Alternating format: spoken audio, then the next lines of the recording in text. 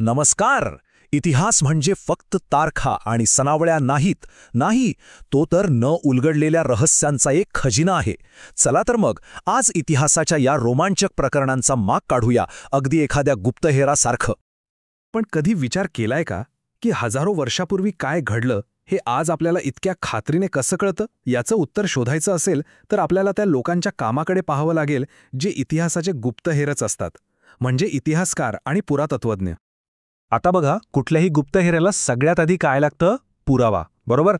तसंच ऐतिहासिक प्रकरणांसाठी सुद्धा पुरावे लागतात, आणि हे पुरावे आपल्याला मुख्यत्वे 3 वेगवेगळ्या प्रकारांमध्ये मिळतात.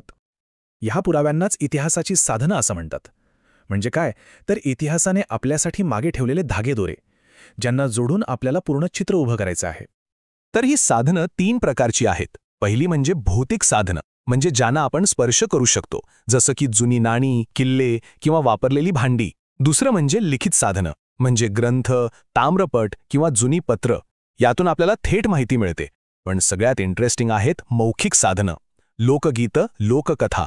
विचार करा, कुठलीही लिपी नाही, कागद नाही, तरीही कथा आणि गाणी पिढ्यानपिढ्या जिवंत राहतात. कमाल आहे ना? बरं, पण काय करायचं जेव्हा हे पुरावे डोळ्यांसमोर नसतात? कारण अनेकदा इतिहासातील सगळ्यात मोठी रहस्य ही जमिनीखाली गाडलेली असतात. मग अशा वेळी काय? अशा वेळेला आपल्याला इतिहासाच्या एका खास कोल्ड केस युनिटची मदत घ्यावी लागते. आणि या खास युनिटचं नाव आहे पुरातत्वशास्त्र. पुरा म्हणजे जुनं आणि शास्त्र म्हणजे अभ्यास. सोपं आहे की नाही? जुन्या गाडल्या गेलेल्या गोष्टींचा अभ्यास करणारं शास्त्र. आणि जे हे काम करतात, जे या दडलेल्या रहस्यांना बाहेर काढतात, त्यांनाच आपण म्हणतो पुरातत्वज्ञ. हेच आहेत इतिहासाचे खरेखुरे डिटेक्टिव्स. हे उत्खनन म्हणजे काही साधंसुधं खोदकाम नाहीये.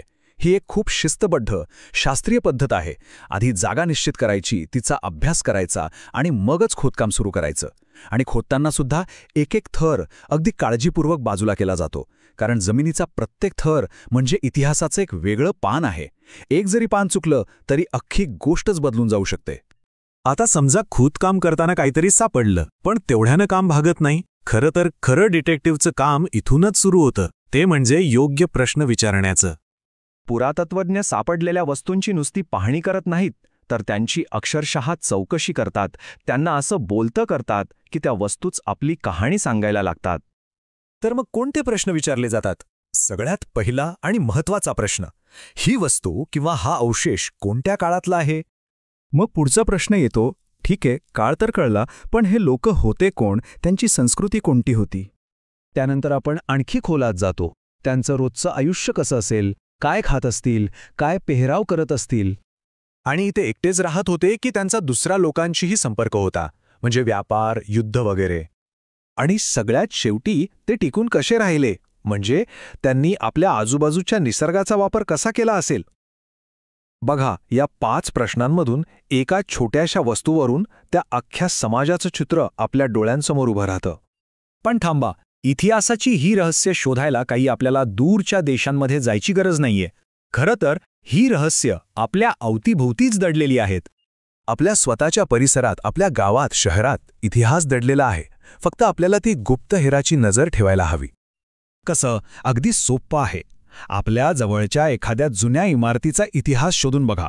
त्या इमारतीवरची कोनशिला म्हणजे फाउंडेशन स्टोन वाचून बघा. आपल्या परिसरात फिरताना जुनी स्मारकं दिसतायत का याचा शोध घ्या. आणि सगळ्यात महत्त्वाचं, घरातल्या किंवा परिसरातल्या ज्येष्ठ व्यक्तींशी बोला. त्यांच्या आठवणी म्हणजे इतिहासाचा जिवंत खजिनाच असतो. आता जरा विचार करा, आपल्याच गावात, आपल्या शहरात, आपल्याच गल्लीत अशा कितीतरी कथा असतील ज्या अजून कोणालाच माहीत नाहीत, ज्या फक्त शोधल्या जाण्याची वाट बघतायत. काय सांगावं, कदाचित पुढचा एखादा मोठा ऐतिहासिक शोध आपल्यापैकीच कोणीतरी लावेल.